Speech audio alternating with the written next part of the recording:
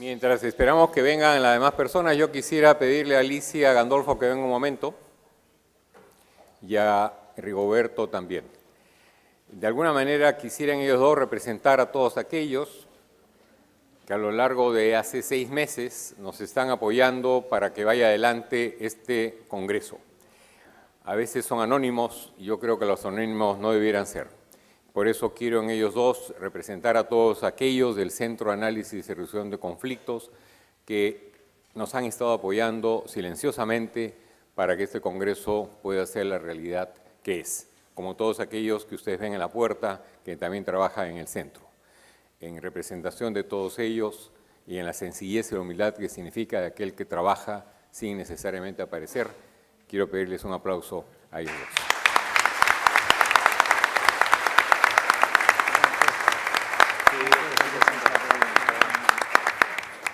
Están esperando flores, regalos, pero no hay. Que se contenten con aplausos. Solamente el calor del aplauso. Muy bien.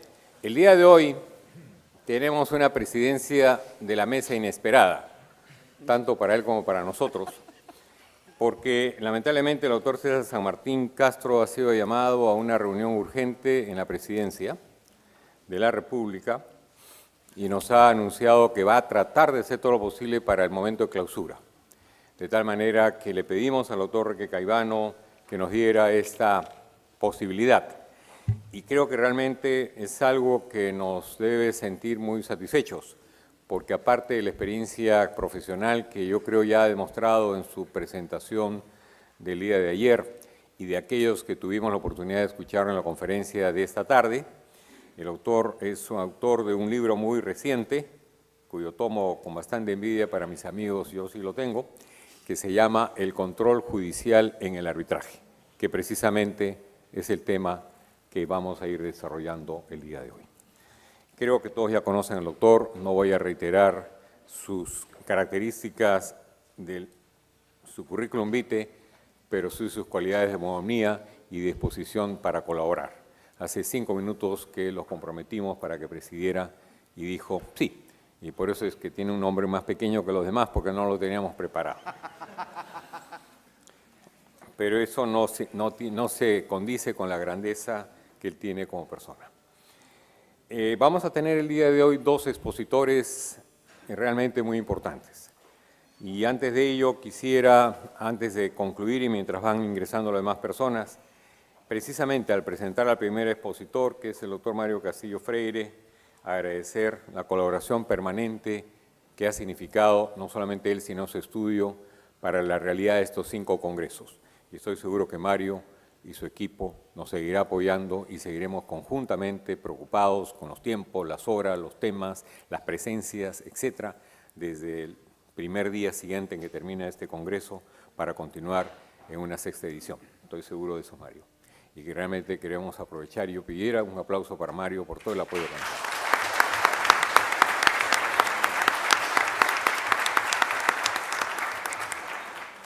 Tampoco tenemos flores para Mario porque sería un poco extraño. Bien, vamos ahora a presentarlo a él. Mario es abogado, pero también quisiera aprovechar brevemente, y con esto termino, por favor, para no demorar al final, agradecer a todos los que han auspiciado este congreso, a la Corte de Arbitraje de Madrid, que tiene un convenio con nuestro centro, y como mencioné el primer día, no tuvimos la posibilidad de que viniera un representante de ellos, pero sin embargo ha colaborado activamente en el mismo. También al estudio Miranda y Amado, al estudio Navarro Solguren Paredes Grey, al estudio Perezqui y Asociados Abogados, al estudio La Chea, al estudio Pizarro Boto y Escobar y a nuestra Facultad de Derecho, cuyo decano nos acompañó el día de ayer. Bueno, ahora sí, presentamos ya el tema central de esta tarde o de esta noche, que es la mirada de las resoluciones dictadas en los laudos dictados o las resoluciones del Tribunal Constitucional, desde la mirada de los árbitros, desde la mirada de aquellos que estamos en el otro lado. Ahora más bien lo que pensamos en la primera parte era la exposición y la presentación desde el lado del propio tribunal. Para ello el primer expositor es el doctor Mario Castillo, abogado por nuestra Casa de Estudios, magíster y doctor en Derecho por la Universidad Católica, fundador, socio y director de la Biblioteca de Arbitraje del estudio que lleva su nombre y que ya va con varias ediciones y que además, como ya mencioné, para aquellos que llegaron tarde, a la salida recibirán algún tomo de estos 2 libros que él graciosamente nos ha donado, así como también del primer número de la revista de nuestro centro, que también entregaremos gratuitamente. Autor de numerosos libros y tratados de su especialidad, entre ellos Análisis de la Ley de Garantía Mobiliaria, ¿Por qué no se debe formar el Código Civil? Autor de 150 artículos de especialidad publicados en diferentes revistas de Derecho del extranjero, catedrático de la Facultad de Derecho de nuestra universidad, de la Universidad Femenina del Sagrado Corazón y de la Universidad de Lima. Miembro del panel de árbitros del Centro de Arbitraje Nuestro y de lo cual siempre estaremos satisfechos. El segundo expositor es Víctor Manuel Sánchez, a quien ya lo presentamos el día de ayer. Sin embargo, yo quisiera mencionar también la siempre disposición del doctor y la sencillez con que nos apoya, y hoy día también nos acompañaba en la conferencia del doctor Roque Caivano y decía, no, yo hablaré si fuera necesario, no se preocupe. Y tuvo no sé si la dicha o la satisfacción de no hablar, y ahora sí lo va a hacer. El doctor es abogado senior del estudio Cuatro Casas con Calves y Pereira de Barcelona, profesor asociado a la Universidad de Pompeu Fabra de Barcelona, coordinador del Club Español de Arbitraje y, como ya mencionamos, miembro del panel de árbitros extranjeros que esperamos en algún momento, como esperanza de este centro, pronto poder contar con ellos ya ejerciendo esta tarea. El siguiente panelista es el doctor César Landa Arroyo, abogado por nuestra Casa de Estudios, doctor en Derecho por la Universidad de Alcalá de Henares de España, director de la revista Justicia Constitucional, revista de Jurisprudencia y Doctrina y de la Gaceta Constitucional. Como todos ustedes conocen, el doctor César Landa ha sido presidente del Tribunal Constitucional del Perú, profesor principal de la Facultad de Derecho de nuestra Casa de Estudios, miembro corresponsal de la sección peruana del Derecho Público Comparado de Europa e Italia y del Consejo Asesor de la revista del Centro de Estudios Político-Constitucionales de España. Es decir, en el doctor César Landa tenemos a un auténtico constitucionalista. Miembro de la red de constitucionalistas e internacionalistas del Coloquio Iberoamericano de Heidelberg, Alemania, y finalmente también miembro de nuestro panel de árbitros del Centro de Arbitraje de la Universidad. Ellos son los que nos van a acompañar. La doctora Schussmann confirmó en la mañana que nos acompañaba, pero adicionalmente, y muy importante, es la presencia famosa del género. Y en este caso, representado por una abogada que siempre nos ha acompañado y que siempre estaremos muy satisfechos de su presencia y sobre todo de su disposición en esa relación entre el Poder Judicial y el arbitraje. Autora de varios libros, la doctora Marianela Ledesma Narváez, que es abogada por la Universidad Nacional Mayor de San Marcos, doctor en Derecho también por la Universidad de San Marcos, posgrado en la Universidad de Salamanca de España, jueza supernumeraria en lo civil del Distrito Judicial de Lima, profesora de la Facultad de Derecho de nuestra Casa de Estudios y de la Universidad de Lima, y autora de diversas obras como Jurisdicción y Arbitraje, editado por el Fondo Editorial de nuestra Casa de Estudios. Entonces, dejo con ustedes al presidente de esta mesa, en quien nuevamente renovamos nuestro sincero agradecimiento, el doctor Roque Caivano. Muchas gracias, César. No voy a robarle tiempo a los verdaderos protagonistas de esta mesa, que son los panelistas y los expositores. Simplemente diré a modo de brevísima introducción que el tema que se va a tocar en este panel, que es el control judicial y la afectación que éste puede tener sobre la autonomía del arbitraje, es uno de los temas más delicados y donde más se pone en tela de juicio los valores y los principios del arbitraje, porque por un lado es cierto que no existe arbitraje sin control judicial, nadie en su sano juicio podría plantear la inexistencia total de control judicial, pero tampoco nadie en su sano juicio podría plantear que los arbitrajes deban ser o puedan ser permanentemente interferidos o monitoreados desde el propio inicio y durante el proceso por la autoridad judicial. En esta búsqueda del justo medio, hoy parece que en el mundo el fiel de la balanza se ha corrido un poco más hacia el lado de la autonomía. Hoy el arbitraje es muchísimo más autónomo respecto del Poder Judicial de lo que era hace 20 o 30 años. Y este parece ser el lugar donde se está centrando hoy este delicado equilibrio entre autonomía y control que dificulta quizá la búsqueda de un justo medio adecuado. Para muchos, la situación actual implica un control demasiado escaso para el arbitraje, que debería tener mucha más supervisión judicial, mientras que para otros podría resultar excesivo y hay algunos planteos inclusive de tender a reducirlo. Naturalmente, en buena medida, la perspectiva que cada uno tenga de esto estará dada por el lugar desde donde lo mire. Y, de hecho, celebro la inteligencia de los organizadores de este Congreso, una vez más, demostrada por el hecho de presentar, en alguna medida, las dos perspectivas, la perspectiva del Poder Judicial y la perspectiva de los abogados practicantes del arbitraje o árbitros. De modo que, con estas brevísimas palabras, lo dejo a Mario en el uso de la palabra. Muchas gracias.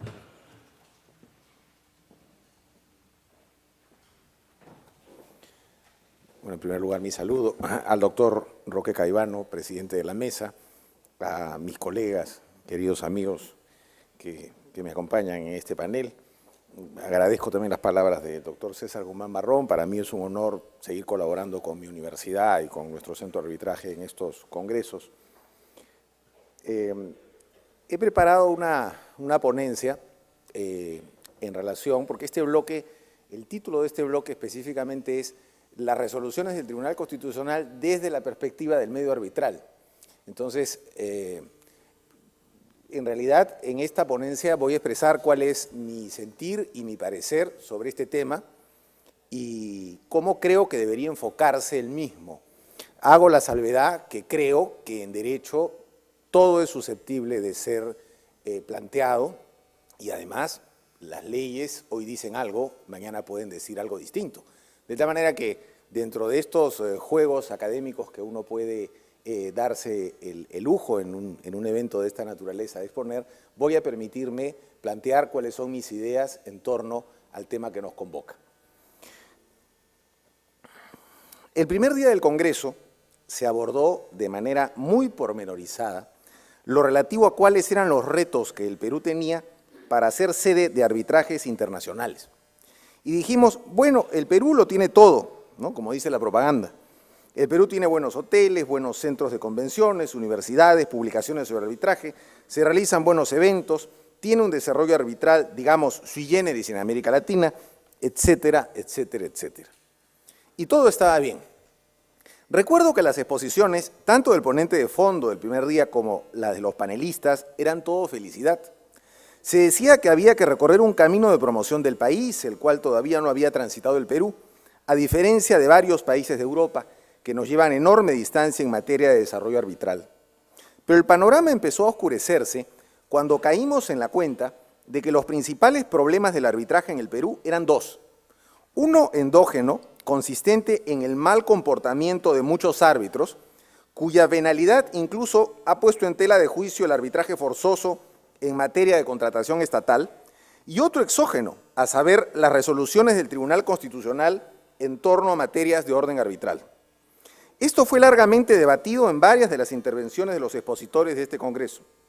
Y hoy aterrizamos en una jornada con varias exposiciones y con numerosos panelistas en un tema central que, además, contó con la presencia en el primer bloque del vicepresidente del Tribunal Constitucional, mi gran amigo, el doctor Ernesto Álvarez Miranda. Entonces uno se podría preguntar, ¿y por qué dos bloques? ¿Por qué un día destinado íntegramente al tema del arbitraje y el Tribunal Constitucional? Pues por la misma razón por la que ayer tuvimos dos bloques sobre ética en el arbitraje, y es sencillamente porque tenemos un problema serio. Lo que ocurre es que mientras no se corrija lo que viene ocurriendo con respecto a las materias relativas a procesos de amparo, no habrá un panorama del todo promisorio para el arbitraje en el Perú, porque, como sabemos, la última palabra, no solo en esta materia, sino en todos los órdenes de la vida jurídica del Perú, ha ido poco a poco centrándose en el Tribunal Constitucional. Incluso la materia que abordamos también constituye un reflejo de cómo en esta y en muchas otras el Tribunal Constitucional ha ido desplazando en importancia al propio Poder Judicial. Este, sin duda, es un reto que tiene la Corte Suprema de Justicia. Hasta el año 2006, el Tribunal Constitucional no había establecido precedentes de observancia obligatoria en materia de arbitraje. Hasta ese año, la idea, que además en el terreno jurídico era absolutamente posible de sustentar y había sido recogida por el propio tribunal, consistía en que a través de acciones de garantía se podía modificar y cuestionar las decisiones de los tribunales arbitrales en procesos en curso. Ello en virtud de que el artículo 4 del Código Procesal Constitucional establece que el amparo procede respecto de resoluciones judiciales firmes dictadas con manifiesto agravio a la tutela procesal efectiva, de manera tal que se consideraba que las resoluciones de los tribunales arbitrales también podían ser impugnadas vía amparo y que, por lo tanto, a través de medidas cautelares se podía suspender o alterar el normal funcionamiento del tribunal arbitral. Y ante dicho escenario, la sentencia que recayó en el expediente 6167-2005, como ha sido mencionado por los colegas que me antecedieron en el uso de la palabra, fue muy importante. Sin embargo, ella dejó en el medio arbitral una sensación agridulce. Por un lado, el medio arbitral se sintió satisfecho en la medida de que se blindaba el inicio y desarrollo de un proceso arbitral sin la posible interferencia del Poder Judicial. Ese fue un acierto indudable que el arbitraje agradece profundamente al Tribunal Constitucional. Sin duda, esto fue lo dulce. Lo agrio consistió en que el Tribunal Constitucional, si bien señaló expresamente que el cauce natural de impugnación de un laudo era el recurso de anulación, concepto agradable a los oídos del mundo del arbitraje, también precisó que era factible la interposición ulterior de acciones de garantía. Esta puerta abierta, dejada por el Tribunal Constitucional en el expediente 6167, es, a mi juicio, la que motivó que el propio Tribunal Constitucional haya tenido en los últimos años algunas intervenciones en torno a materia arbitral que, en los hechos, han venido desnaturalizando por completo lo señalado en el caso 6167. Por ejemplo, en la sentencia que recayó en el expediente 4195-2006, el Tribunal Constitucional estableció 5 reglas para determinar el ámbito de actuación de dicho tribunal cuando conozca de amparos contra laudos arbitrales. Entre esas reglas se estableció que el amparo sería improcedente cuando no se agote la vía previa, de ser pertinente la interposición de los recursos de apelación o anulación. Además, se señaló que el amparo resulta improcedente cuando se cuestiona la interpretación realizada por el tribunal arbitral respecto a normas legales, siempre que de tales interpretaciones no se desprenda un agravio manifiesto a la tutela procesal o al debido proceso. Y por último, dejó establecido que el amparo resulta improcedente cuando la valoración y calificación de los hechos y circunstancias sometidas a arbitraje son de exclusiva competencia de los árbitros, salvo que se advierta una arbitrariedad manifiesta en dicha valoración o calificación. Como se puede apreciar, aunque no nos encontrábamos en presencia de un precedente de observancia obligatoria, el Tribunal Constitucional ya nos estaba diciendo que lo que estableció en el 6167 tenía excepciones, muy amplias y muy peligrosas, por cierto. Otras sentencias emblemáticas y preocupantes fueron, por ejemplo, las relativas al caso Codiza, expediente 5311, y al caso RBC, expediente 02386. En el primero de ellos, el tribunal amparó la demanda de Codiza sin que dicha empresa hubiese agotado la vía previa, a saber, el recurso de anulación. Ello, y esto es muy serio, a pesar de que en el caso Codiza no estábamos frente a una de las excepciones contempladas en el propio expediente 4195. Asimismo, en este caso, Codiza también cuestionó la valoración y calificación de los hechos y circunstancias sometidos a arbitraje, en específico lo relativo a una penalidad contractual, cuando ello, como todos sabemos, es de exclusiva competencia de los árbitros, quienes resuelven conforme a las reglas del arbitraje.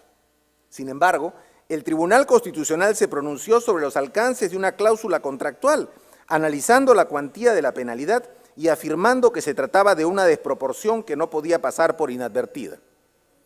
En el segundo caso, el de RBC, se cuestionaba la interpretación realizada por el árbitro respecto de normas legales, a pesar de que de tales interpretaciones no se desprendía un agravio manifiesto a la tutela procesal o al debido proceso, excepción contemplada en el expediente 4195. La mayor debilidad del caso RBC giraba en torno a que el Tribunal Constitucional analizó temas de fondo, concluyendo en que el árbitro único no debió pronunciarse sobre ciertos derechos inmateriales. Asimismo, el tribunal olvidó que la valoración y calificación de los hechos y circunstancias sometidos a arbitraje son de exclusiva competencia de los árbitros y que ellos deben resolver conforme a las reglas del arbitraje, y que, en el referido caso, tampoco se advertía arbitrariedad manifiesta en dicha valoración o calificación que pudiera constatarse de la simple lectura de las piezas del expediente. No voy a ahondar en el caso Ibesur, a pesar de que el Tribunal Constitucional desarrolló la teoría de la apariencia de la imparcialidad, centrándose únicamente en la relación personal, profesional o comercial con respecto a una de las partes del arbitraje de un vocal del Consejo Superior de Arbitraje de la Cámara de Comercio de Lima, quien ni siquiera había intervenido en la designación en defecto de un árbitro. Ello, en tanto dicho caso, no se ajusta al tema de esta exposición.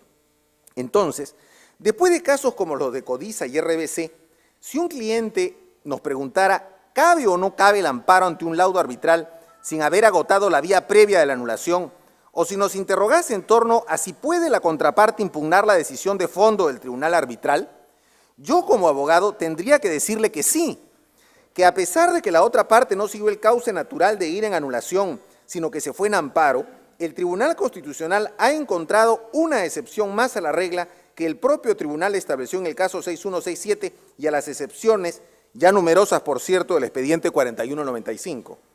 Asimismo, en lo que respecta a los temas sustantivos o de fondo, queda claro del 6167 y del decreto legislativo 1071 que regula el arbitraje, absolutamente inspirado en este expediente emblemático y en los casos arbitrales importantes de los últimos 10 años, que el Poder Judicial no puede revisar los temas de fondo vía recurso de anulación. Y ello ha sido respetado de modo serio y constante por la Corte Superior de Justicia de Lima en sus fallos, los mismos que un amigo y colega, el doctor Esteban Alba Navarro, ha recopilado en los volúmenes 14, 15 y 16 de nuestra biblioteca de arbitraje. El volumen 14 recién ha aparecido la semana pasada. Sin embargo, el Tribunal Constitucional nos dice, claro, tú, Poder Judicial, no puedes revisar el fondo, pero yo sí. Y así lo hizo en el caso Codiza, en relación a la penalidad contractual establecida por las propias partes, o en el caso RBC, en torno a la interpretación de normas legales. Dentro de tal orden de ideas, a nuestro cliente le deberíamos decir que sí hay una segunda instancia, de facto, sobre el tema de fondo, a saber, el Tribunal Constitucional, el mismo que puede considerar que el Tribunal Arbitral no hizo una debida valoración de la prueba o que no interpretó correctamente una norma. Entonces, a partir de estas sentencias, podemos preguntarnos quién es ahora el juzgador del tema de fondo, si el Tribunal Arbitral o el Tribunal Constitucional. Tema aparte, por cierto, es el caso Meliá, en donde el Tribunal Constitucional consideró que cuando el inciso 6 del artículo 78 de la derogada Ley General de Arbitraje establecía que la competencia del Poder Judicial quedará restablecida salvo acuerdo distinto de las partes. Dicha norma debía ser interpretada en el sentido de que el órgano competente para conocer la pretensión demandada en el proceso arbitral, cuyo laudo fue declarado nulo, es el Poder Judicial a través de la sala que declaró nulo el laudo. Para ello, la sala deberá fallar en forma inmediata sobre la base de lo actuado en el proceso arbitral hasta el momento anterior a que se emitiera el laudo arbitral, pues lo actuado en dicho proceso conserva plena validez. Reconozco que en este caso, la opción adoptada por el Tribunal Constitucional era opinable, y es más, ella coincidió con la línea de un informe legal que yo emití para ese caso y que obra en ese expediente. En efecto, la derogada Ley de Arbitraje no decía que el proceso judicial debía empezar de cero. Esa ley solo señalaba que era competente el Poder Judicial. Ahora bien, ¿qué órgano del Poder Judicial era el competente y en qué etapa debía iniciarse el proceso? Sobre eso la ley guardaba silencio. En esa oportunidad, el Tribunal Constitucional fue satanizado, lo que no debió suceder. Sin embargo, también debo precisar que en la práctica, dicha posición, teóricamente impecable, enfrentaba algunos inconvenientes de orden procesal. Pero los casos Codiza o RBC generaron en el medio jurídico una gran sensación de inseguridad, al interpretar que lo resuelto en ellos representa una espada de Damocles sobre el arbitraje. Es verdad que las intervenciones del tribunal no han sido generalizadas en contra del arbitraje, pero ellas han sido ilustrativamente desemplificadoras en los últimos años. Entonces, ¿cuál es hoy el panorama en materia constitucional? ¿Qué creo que falta hacer? Creo, sobre todo, que falta decisión en el propio Tribunal Constitucional. La decisión es muy simple. Y lo digo con respecto a este tribunal, cuya composición probablemente va a variar de manera sustancial, si no este año, probablemente el próximo. ¿Y qué le pediría a los actuales miembros del Tribunal Constitucional? Les pediría que dejen una herencia muy sólida para el arbitraje y que hagan algo que hoy resulta indispensable: instaurar la predictibilidad en materia de decisiones constitucionales sobre temas arbitrales. Las decisiones constitucionales relativas al arbitraje solo van a ser sólidas en la medida de que el Tribunal Constitucional vuelva al espíritu de la sentencia del expediente 6167, brindando el arbitraje tal como se hizo en ese caso, pero, a mi juicio, además, cerrando la puerta que peligrosamente dejó abierta en ese expediente.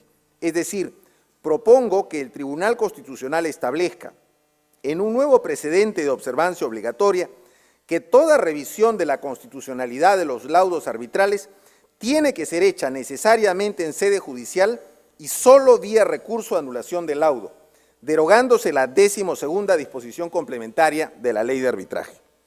Si lo que el Tribunal Constitucional estima es que las causales de anulación del laudo reguladas en el artículo 63 de la ley son insuficientes para garantizar el derecho a la tutela procesal efectiva y aún más la tutela de todos los derechos fundamentales, entonces que el Tribunal Constitucional determine qué es lo que se debe interpretar en sede de anulación del laudo como causal adicional, teniendo en cuenta los casos que ha conocido en los últimos años. En otras palabras, proponemos que el Tribunal Constitucional interprete los alcances del referido artículo 63 de la Ley de Arbitraje, pero que establezca también que todo análisis de la legalidad formal y de la constitucionalidad de los laudos arbitrales solo se haga en el Poder Judicial, es decir, por la Sala Comercial de la Corte Superior. En todo caso, en el plano teórico, si se quisiese una mayor seguridad, podría pensarse en que esta resolución pueda ser recurrible siempre ante la Corte Suprema. Si uno incluyera la causal de violación de derechos fundamentales, se permitiría, vía anulación del laudo, analizar todos los aspectos formales de lo resuelto por el tribunal arbitral. Con la implementación de esta propuesta, ¿acaso existiría algo más que pudiese revisar el Tribunal Constitucional? La respuesta es negativa, y ello simplemente porque el análisis constitucional ya se habría hecho en el proceso judicial de anulación del laudo. Así, el Tribunal Constitucional, con el precedente que propongo, daría la última palabra y pondría punto final al problema, brindando la solidez que requiere el arbitraje. Es decir, el Tribunal Constitucional dejaría que el Poder Judicial siga revisando los laudos, pero con una causal adicional de anulación, de manera tal que el proceso de revisión de los laudos sea uno solo. Naturalmente, se tendría que establecer una necesaria excepción en el sentido de que no cabría amparos contra estas resoluciones judiciales, para lo cual se procedería a modificar las normas legales que fueren necesarias. Para ello, claro está, debería realizarse un proceso de perfeccionamiento en materia constitucional de los magistrados de las salas comerciales, pues ellos, dentro de este esquema, no solo harían un control formal de los laudos, sino también uno de orden constitucional. Ya las controversias más conflictivas dejarían de tener 3 etapas o procesos, pasando por el tribunal arbitral, es decir, el arbitraje mismo, luego por el Poder Judicial, vía recurso de anulación, y finalmente por el Tribunal Constitucional con la demanda de amparo. Con eso, más allá de acortar, al menos en 1/3, la vida del problema, estaríamos dando predictibilidad, seguridad y sobre todo confianza a la ciudadanía. De esta manera, para la jurisdicción arbitral existiría un solo control ex post, al igual que para la jurisdicción ordinaria y la militar. En efecto, como sabemos, contra una resolución de alguna de estas 2 jurisdicciones existe el control ex post en la vía constitucional, en tanto se haya vulnerado alguno de los derechos establecidos en el Código, en el artículo 37 del Código Procesal Constitucional. Sin embargo, para la jurisdicción arbitral, hoy en día existen no 1, sino 2 controles ex post, el recurso de anulación y la vía constitucional. ¿Por qué seguir cargando entonces al arbitraje con 2 controles, con todos los costos y tiempo que ello genera para las partes? Por ello, mi propuesta es la de un único control ex post para la jurisdicción arbitral, con la salvedad hecha con respecto a los terceros, es decir, para quienes no hubiesen celebrado el convenio arbitral, quienes naturalmente pueden recurrir en amparo en resguardo de sus derechos fundamentales. Con esto, el Tribunal Constitucional, por fin, cerraría cualquier posibilidad de socavar la institución del arbitraje, a la par de que garantizaría la revisión ordenada y proporcional de los laudos. Por lo demás, el Tribunal Constitucional siempre tendrá la posibilidad de enmendar alguna barbaridad en materia de violación de derechos constitucionales, lo que en sede de negocios, relaciones comerciales y arbitrajes forma parte más del terreno de lo opinable que de lo arbitrario. El legado que brindaría este Tribunal Constitucional al Perú sería agradecido por todos. Representaría sin duda un signo de grandeza, ya que a veces, ejerciendo menos poder del que se tiene, se gana más legitimidad. Muchísimas gracias.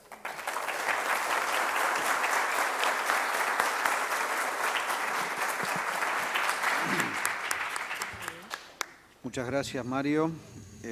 Pasamos entonces la palabra a Víctor Manuel Sánchez. Muchas gracias, señor presidente. Buenas noches. En primer lugar, reiterar mi agradecimiento al doctor Mario Castillo, al doctor Guzmán Barrón y al Centro de Arbitraje en su conjunto por la invitación a este magnífico evento. Bien, yo voy a comentarles acerca de la doctrina constitucional en España y los últimos desarrollos a los efectos de, si les puede servir de ejemplo, aunque yo creo que el ejemplo es retroactivo y es recíproco. Es decir, nosotros también tenemos mucho que aprender del ejemplo que nos están dando en el desarrollo del arbitraje, que es ejemplar a nivel mundial. El Tribunal Constitucional Español ciertamente es muy parco en decisiones relacionadas con el arbitraje. Sin embargo, las sentencias dictadas desde la Constitución en el 78 y la creación consiguiente del Tribunal Constitucional han venido a cimentar la autonomía del arbitraje, aunque con ciertas matizaciones que veremos a continuación. En primer lugar, nuestra Constitución no hace ni una sola referencia al arbitraje como mecanismo de resolución de disputas, a diferencia de la suya. No obstante, pese a que la Constitución atribuye la facultad jurisdiccional, la potestad jurisdiccional, a los jueces y tribunales, es pacífica ya la aceptación del arbitraje como institución sustitutiva, una institución a la que el propio tribunal denomina equivalente jurisdiccional. ¿Cuál es el fundamento en el cual el Tribunal Constitucional ha fundado, valga la redundancia, la validez del arbitraje? Pues lo ha hecho en el artículo 1, que consagra la autonomía de la voluntad y la libertad de las partes. Evidentemente, el Tribunal Constitucional ha afirmado que debe restringirse aquellas materias en las que hay libre disponibilidad, capacidad de transigir. Creo que aquí en Perú funciona de igual forma. Y ha concluido que la tutela judicial efectiva puede prestarse sin ningún género de dudas a través del arbitraje. Pues pese a que es cierto que hoy en día se acepta que la tutela judicial efectiva sea desarrollada o cumplida a través del arbitraje, el propio Tribunal Constitucional sí que ha concluido que debe hacerse con determinadas limitaciones. ¿Qué limitaciones? Pues en primer lugar, el árbitro no puede plantear una cuestión de inconstitucionalidad, es decir, tiene vetada la posibilidad de plantear cuestiones de inconstitucionalidad. Tampoco puede plantear cuestiones prejudiciales ante el Tribunal de Justicia de las Comunidades Europeas. Por otra parte, se ha reforzado la necesidad de que el árbitro deba requerir la asistencia judicial para practicar pruebas, para adoptar medidas cautelares, es decir, en la práctica los árbitros no adoptan medidas cautelares, siempre se recurre a los jueces, la ejecución forzosa evidentemente requiere de la asistencia judicial y, en última instancia, la acción de nulidad, que trataré un poquito más tarde. El Tribunal Constitucional Español, sobre todo, ha hecho mucho énfasis en que toda persona tiene derecho a la tutela judicial efectiva y que ello es aplicable en cualquier ámbito, también en el arbitraje. Por consiguiente, ha concluido que son de obligación, de aplicación imperativa determinadas normas básicamente encaminadas a preservar la audiencia, contradicción e igualdad. Ello se fundamenta en dos pilares. En primer lugar, la posibilidad de anular el laudo y, en segundo lugar, la posibilidad del recurso de amparo, que por lo que he visto funciona de forma distinta a cómo lo hace en el Perú, como veremos a continuación. Respecto al recurso de anulación, el Tribunal Constitucional ha determinado que deben interpretarse de forma muy restrictiva. Nunca deben interpretarse las causas, que son similares a las de la ley peruana y que están basadas en la ley modelo un citral de forma extensiva. De lo contrario, ha concluido el Tribunal Constitucional, se vulneraría el efecto de cosa juzgada del laudo constitucionalmente reconocido. Simplemente a modo ilustrativo, insisto, nuestro tribunal es muy parco en decisiones relacionadas con el arbitraje, querría mostrarles un par de ejemplos de cómo el Tribunal Constitucional español se ha pronunciado al respecto. En un supuesto de indefensión por falta de notificación de la designación de árbitro, el Tribunal Constitucional partió de la idea de que ello comporta una vulneración del derecho a la tutela judicial efectiva, y es decir, que las partes no puedan cuestionar la posible incompatibilidad o la existencia de causas de recusación, vulnera la tutela judicial efectiva. Sin embargo, concluyó que solo habrá indefensión en aquellos casos en que la irregularidad procesal vaya, y les leo literalmente, vaya unida a la manifestación expresa de la parte de la eventual concurrencia de una causa de recusación concreta de cuyo ejercicio se ha visto impedida a causa de aquel desconocimiento y omisión. Es decir, no se reconoce el derecho a conocer la identidad del juzgador en abstracto, sino en función de que efectivamente existiera y pudiera haberse ejercitado en tiempo y forma.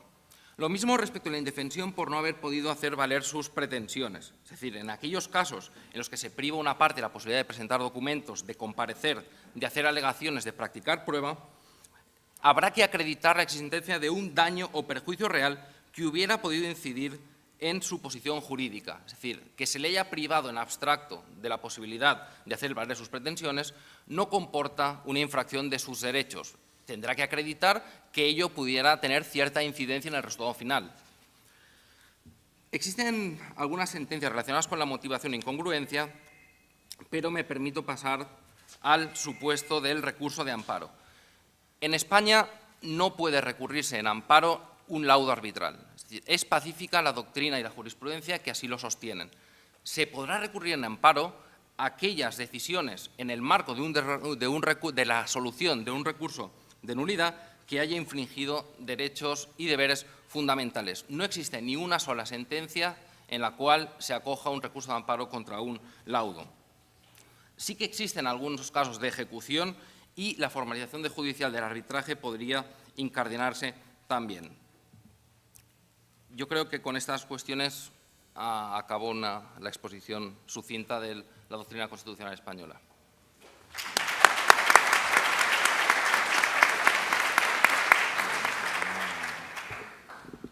Muchas gracias, Víctor Manuel. Le damos entonces la palabra al doctor César Landa. César. Muchas gracias, muy buenas noches. Ha sido muy sugestiva la presentación que ha hecho Mario en torno a qué reformar de la jurisprudencia constitucional en torno a ponderar la autonomía del arbitraje. Y es sobre ello que quisiera hacer algunos comentarios, por cuanto es el caso recordar que la Constitución peruana establece el principio de la autonomía de la voluntad, en el artículo 224 litera A, pero también incorpora al arbitraje de manera expresa en el artículo 139 numeral 1, motivo por el cual se entiende que tiene una cobertura constitucional el arbitraje que establece una doble dimensión del proceso arbitral, ¿no? Una dimensión, si quieren ustedes, subjetiva, porque está orientada a proteger los intereses particulares de las partes que van a un proceso arbitral, pero también una fase objetiva, por cuanto se subordinan al principio de supremacía constitucional que además establece la propia Constitución en su artículo 51. Y eso tiene una implicancia directa, ya sea inmediata o mediata, en el proceso arbitral, ¿no? De ahí que surge la gran cuestión del control constitucional del proceso arbitral, ya sea, como digo, de manera indirecta o de manera directa. Es cierto que el arbitraje está preunido de un principio de la autonomía y de la competencia de las competencias, el competence, ¿no? Para disponer sobre derechos que están previstos en la ley, como también impedidos de hacer sobre algunos aspectos que no están previstos en la ley. De ahí que en la experiencia, por lo menos jurisprudencial, que me ocupo tener en el Tribunal Constitucional, ha habido casos en los cuales ciertamente hubo que tomar posición y postura, ¿no? En particular, ¿no? En este caso, Cantuaria Salever, en el 69-67-2005, en el cual me ocupo ser el ponente, quisiera comentar que la posición del tribunal en ese momento, como se ha recordado, no era definida en torno a, y si era definida era en torno a poder llevar a cabo el control del arbitraje. pero dado que era importante garantizar ciertas reglas y principios de autonomía del arbitraje, hubo un periodo de tensión y de equilibrios, ¿no?, en el interior hasta lograr poder establecer ciertas líneas matrices en torno a la autonomía del arbitraje, pero también respetando el principio de supremacía constitucional en el marco de los controles que pudiera llevar a cabo el tribunal a excesos. Por ejemplo, en la sentencia 163 del año 2006, un proceso de amparo, se deduce un problema donde se somete a un trabajador que goza de un régimen de seguridad complementaria por enfermedad profesional, lo somete a un arbitraje, la empresa aseguradora, de la cual el trabajador pide exonerarse debido ante una excepción, y el tribunal, cuando llega a esta causa en última instancia, entiende que si la controversia de fondo es un seguro, una pensión de invalidez por enfermedad profesional, se está refiriendo a una materia de carácter del derecho fundamental a la salud, y la materia de salud entonces no es una materia arbitrable, con lo cual se pronuncia sacando, ¿no?, este objeto de la pretensión fuera del control arbitral, y en esa medida es que empieza a establecer algunos criterios donde pudiera, de manera más objetiva, establecer algún grado de participación. Allí es que se presentan dos tesis, digamos, una suerte de un control estricto o un control flexible, ¿no? Un control estricto va a asumir lo que el arbitraje ha establecido y de manera solamente excepcional podría poder llevar a cabo una intervención, y no encima directa en relación al lado arbitral, sino de manera formal y adjetiva, ex post, que se haya presentado un recurso de anulación, es decir, agotada la vía previa, ¿no? Porque se asume una posición de autorrestricción en esa materia y reconociendo que el lado arbitral es un asunto que ha sido definido entre particulares, y eso le da un matiz distinto para que el amparo pueda controlar actos que se llevan a cabo en relación al Estado, ¿no? Porque es distinto controlar los actos del Estado que controlar actos entre particulares, de modo tal que el grado de intensidad del control del amparo se reduce en extremo cuando hay asuntos entre particulares, además sobre materias que no deben contravenir asuntos constitucionales o que no son materias constitucionales en estricto, como son los derechos, como decía, por ejemplo, la salud. De ahí que desde esta posición es que al menos en su momento, se buscó que el amparo estuviese tasado, y por eso es que se dicta esa sentencia, la 4195-2006, acción de amparo, donde se establece en todo caso en qué supuestos habría una procedencia del amparo. Es cierto que, como señala Mario criticando, claro que se abre una puerta, pero el no señalar nada resulta a veces mucho más peligroso porque genera un embalse en el cual la respuesta puede ser incluso mucho más abiertas y totales, cosa que no se evitó ciertamente, no obstante la autolimitación o regulación subsidiaria del amparo, cuando se violan derechos fundamentales, en casos como se ha mencionado Codiza, o el caso CRASA, o el caso Lidercom, o RBC, porque eso también se explica, aunque no lo justifica, por un cambio de composición del tribunal, el año 2006, 2007. En consecuencia, esa nueva composición tiene una mirada, digamos, no tan institucional, sino diría yo un poco más casuística, es decir, juega como al fútbol detrás de la pelota sin una estrategia, ¿no? Es mi impresión, ¿no? Y en esa medida van resolviendo caso por caso, donde pueden ir hasta declarar la nulidad, ¿no?, o la anulación de un laudo arbitral, o en otro caso una resolución judicial que había denegado la revisión de un laudo arbitral, o una serie de actuaciones que realmente el propio tribunal creo que ha terminado en esta composición revisando las líneas matrices bajo un doble estándar, diría yo, ¿no? Un prejuicio, por un lado, hacia el arbitraje, por su origen, ¿no?, de composición de intereses en materias que no son los constitucionales, o sea, mercantiles básicamente, y por otro lado, por una sospecha, ¿no?, en torno que el arbitraje resulta una institución jurisdiccional especializada, privilegiada, ¿no? Yo creo que entonces hay que extender el arbitraje, ¿no?, en el sentido de hacerlo mucho más público. No sé si el arbitraje popular va a ayudar en una suerte de democratizar el arbitraje, difundirlo, para que no haya muchos prejuicios que puedan darse en muchas instancias, entre ellas en el tribunal.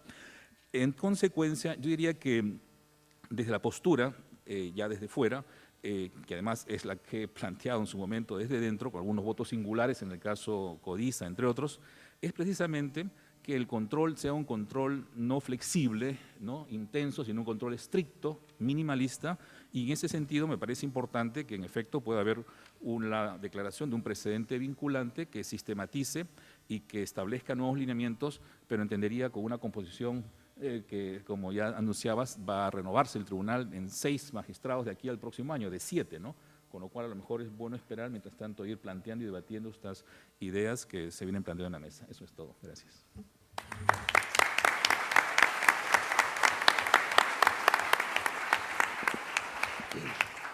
Muchas gracias, César. Bueno, ante la ausencia de la doctora Sussman, pasamos la palabra a nuestro último panelista de la noche, la doctora Marianela Ledesma. Sí. Buenas noches. Mi agradecimiento al Centro de Arbitraje de la Universidad Católica y al estudio Mario Castillo Freire por la invitación, pero más allá del agradecimiento es mi reconocimiento a la perseverancia y al entusiasmo que estas dos personas, distinguidos profesionales, ponen en difundir el tema del arbitraje. Me toca comentar el tema arbitral desde lo que es la óptica de los jueces, y desde esa óptica podría comenzar reflexionando sobre la naturaleza del arbitraje.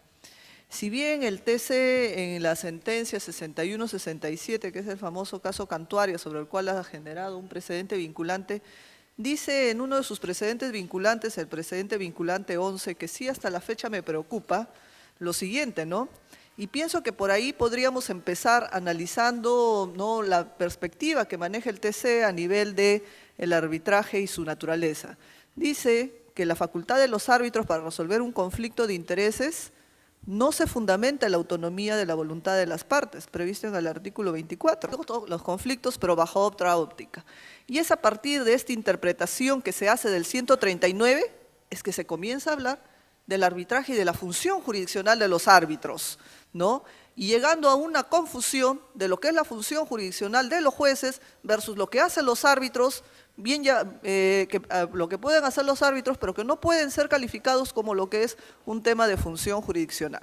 Entonces, desde ahí, yo sí siempre he manifestado mi cuestionamiento a calificar la actividad de los árbitros como si fuera una actividad meramente jurisdiccional, ¿no? Y sobre todo en atención a este precedente, que les invito a que lo lean y lo reflexionen, el precedente número 11, en la que dice lo que es la autonomía de voluntad. Ahora, ¿en qué nos podríamos diferenciar la actividad jurisdiccional versus la actividad de los árbitros? Si bien tenemos algo en común, que lo que nos interesa es resolver los conflictos, es cierto que las categorías y los escenarios en los que nos movemos es totalmente diferente, ¿no? Un primer parámetro que tendríamos que fijar y señalar es el tema de los controles judiciales, a la que bien ha referido nuestro amigo Roque Caivano, que es el punto, la piedra angular que divide lo que es la actividad arbitral con lo que es la actividad jurisdiccional. Y es precisamente la actividad de los árbitros, porque tiene como núcleo duro el tema de la autonomía de voluntad, es la que va a permitir siempre este tema de los controles. El problema es sobre qué parámetros se va a construir esos controles, ¿no? Y en la práctica y la normatividad también ya lo ha recogido, esos parámetros que recogen los controles va a estar primero ligado al respeto de la autonomía de las partes. Un segundo parámetro es a verificar la defensa o a verificar los derechos de defensa que hayan tenido las partes en el proceso. Y una tercera posibilidad es el tema de verificar si realmente se está transgrediendo temas de orden público que lleven a los derechos indisponibles. Sobre estas tres ideas ejes gira toda la normatividad, pero ¿por qué hacemos referencia a todo este tema de los controles y el tema de la naturaleza jurisdiccional del arbitraje?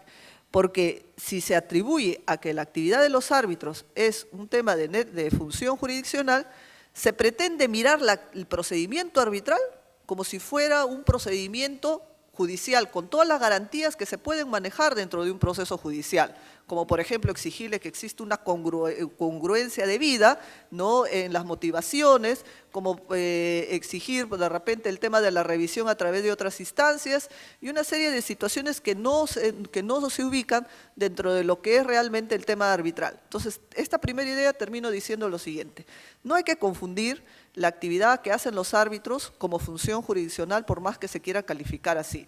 La actividad de los árbitros es una actividad privada que responde a un ejercicio de autonomía privada, ¿no? Y por lo cual la actividad de los árbitros va a estar controlada por el tema de la jurisdicción con los parámetros que he señalado y que el procedimiento arbitral que se sigue jamás se puede equiparar a lo que se podría hablar de un debido proceso, porque hay situaciones que las diferencias. En el tema del control, sí hay dos situaciones que me gustaría señalar. Comúnmente estamos acostumbrados a hablar de los controles vía recurso de anulación o posiblemente a través de los amparos, que hoy es materia de cuestionamiento. Pero sin embargo yo planteo la situación de la posibilidad del control sin necesidad de estos recursos en sede judicial. Sin la necesidad de estos recursos en sede judicial. ¿En qué momento? ¿En qué supuesto? Cuando un laudo jamás ha sido impugnado o controlado en sede judicial. Tendríamos un laudo firme, aceptado por las partes en su escenario arbitral, que ingresaría a sede judicial para su ejecución.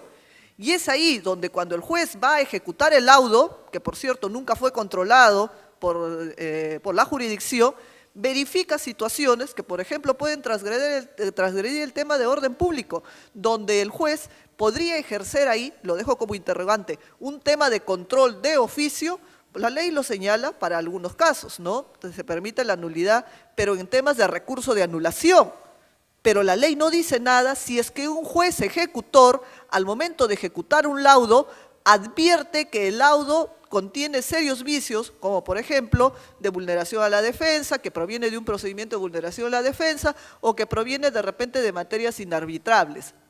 En ejecución, ¿podría un juez controlar un laudo que nunca fue sometido al control a través del recurso de anulación? Ese es un tema que tendríamos que seguir discutiendo. Un segundo tema que sí me preocupa, y también lo dejo ahí y lo someto a la reflexión de los participantes, es en la llamada cosa juzgada de los laudos. Si bien en la ley hace referencia a que los laudos generan cosa juzgada, la ley especial, podríamos decir que esa cosa juzgada que se logra a través de las decisiones de los árbitros se equipararía a la cosa juzgada que se emite en los ámbitos judiciales cuando los jueces ejercen función jurisdiccional. La sentencia de un juez que emite dentro de todo un proceso y todas las garantías que termina con una definición que tiene la calidad de cosa juzgada, ¿podría atribuirle a la misma dimensión de la cosa juzgada que podrían emitir un tribunal arbitral? Para quien hace una interpretación literal de la norma, posiblemente va a decir, bueno, la norma, la ley lo dice y por lo tanto asumiríamos esa situación. Yo estoy mirando este tema desde la perspectiva jurisdiccional y lo dejo como reflexión, que considero que la cosa juzgada de los árbitros realmente no es una cosa juzgada, diríamos que es una ficción de cosa juzgada. Y existe como tal para justificar la ejecución de los laudos, que están en la misma dimensión de ejecución, como si fuera una sentencia, un cheque, una transacción, o todos los títulos ejecutivos que aparecen señalados en el famoso artículo 688. ¿No? Si nosotros leemos el artículo 688 donde se enuncia cuáles son los títulos de ejecución, bueno, empieza con las resoluciones judiciales, pero a continuación hablan de los cheques, de los pagarés, de las letras de los títulos valores, hablan de las conciliaciones, hablan de los laudos, hablan de los recibos de las rentas impagas, ¿no? Pero ¿en qué situaciones la ley especial le dice que tiene la calidad de cosa juzgada? En las transacciones extrajudiciales, lo dice el Código Civil, el 1302, y también en la ley especial de arbitral también dice que tiene la calidad de cosa juzgada. Entonces, yo asumo que la cosa juzgada de los laudos está en la misma dimensión de las sentencias. La respuesta, por lo menos en mi criterio, es no. Si existe una cosa juzgada, existe una cosa de ficción, para asegurar la ejecución de un laudo con la misma intensidad que ejecutaría una sentencia. ¿Cuál es mi idea o el fundamento para ello? Una de las garantías de la actividad jurisdiccional y una de las garantías que se brinda a un ciudadano cuando es sometido a un proceso judicial es precisamente la garantía de la cosa juzgada, para que lo que se defina en sede judicial no vuelva a discutirse nuevamente, ¿no? E impida nuevas discusiones, ¿no? El tema de la cosa juzgada es una garantía que se asocia a la actividad de la jurisdicción, pero ¿será una garantía que se podría dar a la actividad privada de los árbitros? Yo asumo que esa cosa juzgada es una garantía para la ejecución, mas no es una garantía que esté en la misma dimensión de la cosa juzgada que se logra en sede judicial.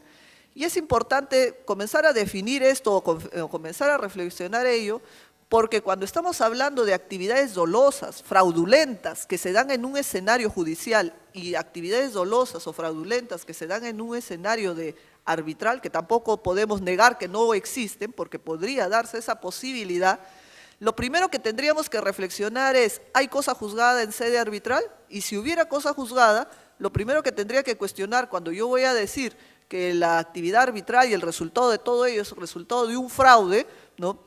Tendría que ingresar a discutir la rescisión de la cosa juzgada, rescindir la cosa juzgada, ¿no? Y tendría que ir a un proceso de repente nulidad de cosa juzgada donde buscaría la revisión de la actividad dolosa que haya influido en el laudo para tratar de lograr su nulidad y rescindir ese efecto de cosa juzgada. ¿Eso es lo que tendríamos que hacer?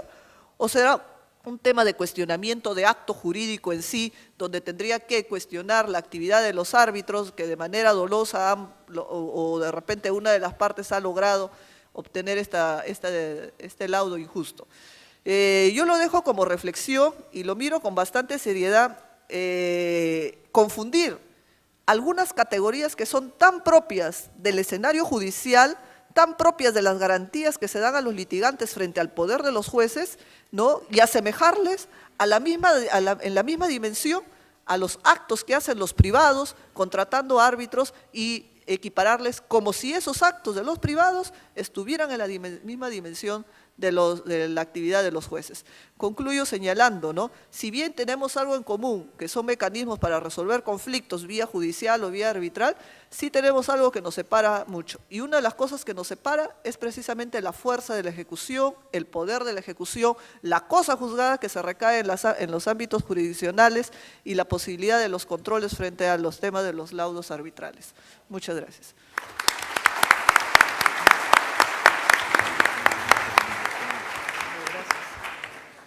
Muchas gracias, Marianela.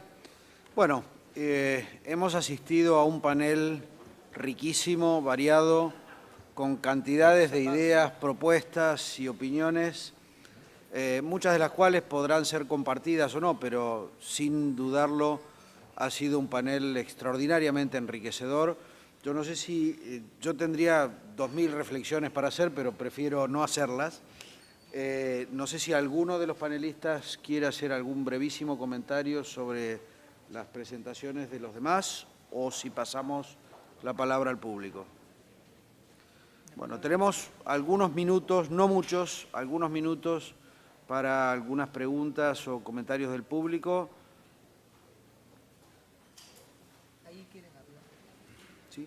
Ahí al fondo. Allá al fondo.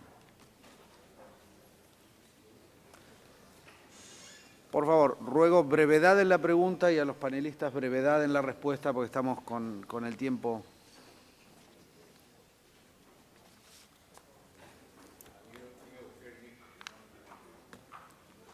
Entonces ruego también rapidez al que fue a buscar el micro.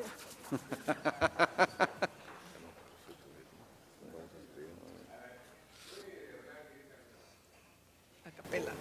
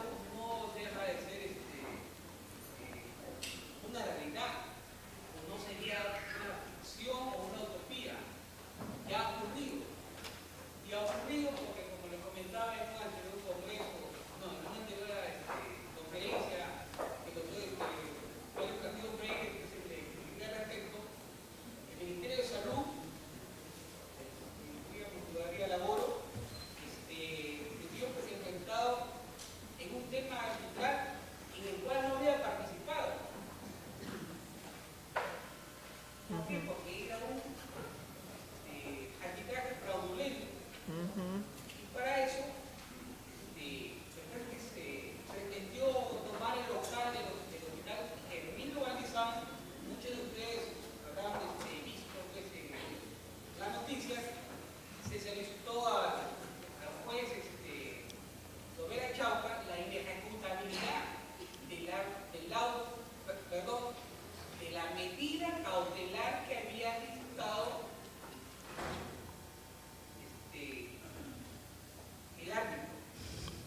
Y así fue, declaró inejecutable dicha medida cautelar expedida por un árbitro. No contento esta parte, que dicho sea de paso, es una mafia como las que como a las que se han hecho mención en la anterior sesión el día de ayer, fue objeto de apelación y la Corte Superior confirmó la decisión del juez de ejecución y dijo: aquí se ha violado el derecho a la tutela jurisdiccional, se ha violado el debido proceso.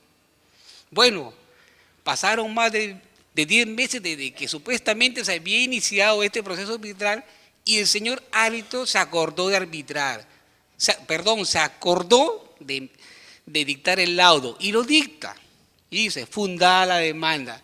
Pero como quiera que el local está en posesión del Ministerio de Salud del Hospital Herminio Valdizán, declárese al director de dicho nosocomio como órgano de auxilio arbitral y en consecuencia requiérasele para que entregue dicho local. Bueno, pues se interpuesta un amparo y en el camino nos encontramos con un juez que no conocía mucho y nos dijo improcedente porque faltaba la vía previa de la anulación. Pero felizmente la sala declaró nula la resolución y en este momento se encuentra expedito para dictar sentencia en ese proceso de amparo emblemático, que en su oportunidad yo lo voy a alcanzar con toda gentileza al doctor Mario Castillo para que se publicite, porque cuando presentamos el amparo hemos dicho en un otro sí, que se ponga en conocimiento de OCE, que se ponga en conocimiento de la Cámara de Comercio. Bueno, después ya tuve conocimiento de este centro de arbitraje y por eso sería bueno que se controle a los árbitros.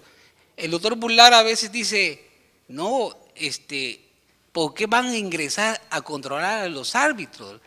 Es que la ley de arbitraje no es perfecta, no es una Biblia. Son seres humanos los que están detrás. Entonces tiene que haber un control a través del debido proceso o de la tutela jurisdiccional. Y este es un caso patético que pone en evidencia las debilidades que presenta pues, el arbitraje. Muchas gracias. Muchas gracias.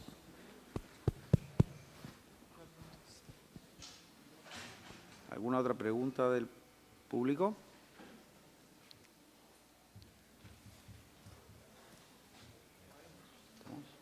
¿Cerramos? Muy bien, damos por cerrado entonces el panel. Muchas gracias a los patrinistas por su estricto control del tiempo y lo dejo entonces al doctor César Guzmán. Solamente agradecerles a cada uno de ustedes, agradecerle a Roque Caivano en particular y a los que han participado, decirles a todos muchas gracias, ya tienen los certificados en la puerta, el libro y esta revista que acaba de salir gratuitamente. Les agradecemos mucho y Dios mediante nos estaremos viendo en el 6º Congreso Internacional. Gracias a todos ustedes. Muchas gracias.